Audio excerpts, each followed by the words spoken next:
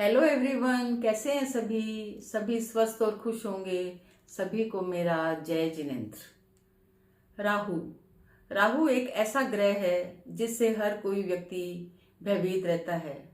हमेशा मन में ये डर लगा रहता है कि जब भी राहु की दशा और अंतर्दशा आएगी तो न जाने उनके जीवन में कौन कौन सी परेशानियां आएगी। लेकिन ऐसा नहीं है।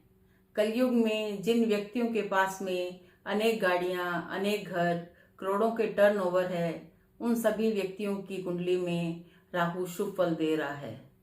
राजनीति में जितने भी लोग आगे बढ़ रहे हैं उनकी कुंडली में भी राहु शुभ है, इसीलिए वो राजनीति का लाभ ले रहे हैं।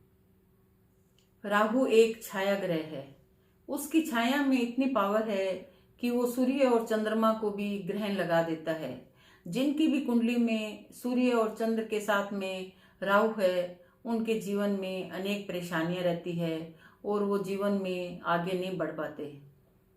राहु हमारी सोच है। जिन व्यक्तियों की सोच सही नहीं रहती तो हम समझ सकते हैं कि उस व्यक्ति का राहु अशुभ प्रभाव दे रहा है।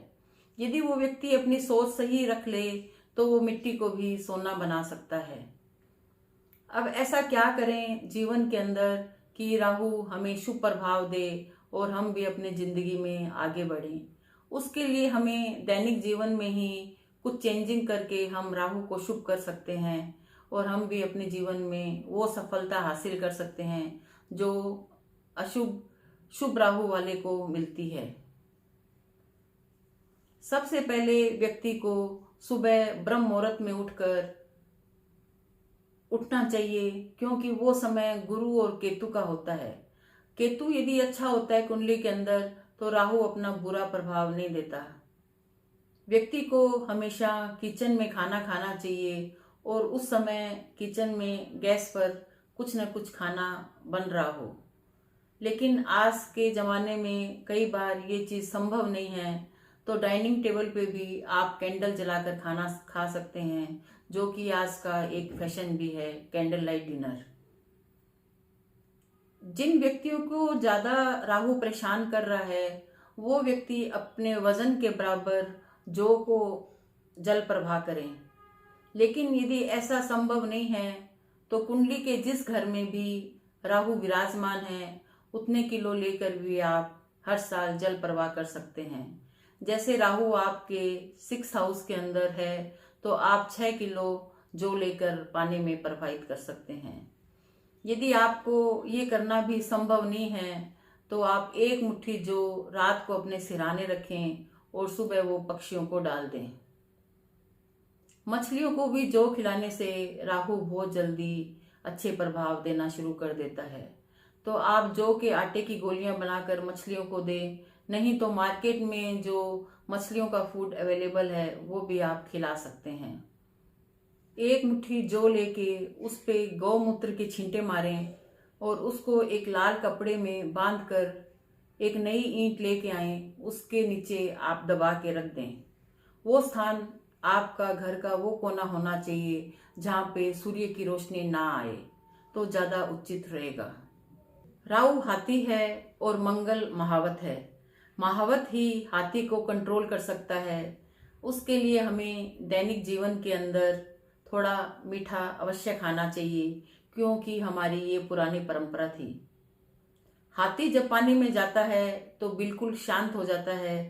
तो चांदी के द्वारा भी हम, चंद्रमा के द्वारा हम अपने राहु को शांत कर सकते हैं। तो शरीर पर थोड़ी बहुत चांदी अवश्य धारण करें और चांदी की गिलास में पानी पिएं। एक चांदी का स्क्वायर पीस भी हमें अपनी पॉकेट में अवश्य रखना चाहिए। महिलाएं अपने पर्स में रख सकती है।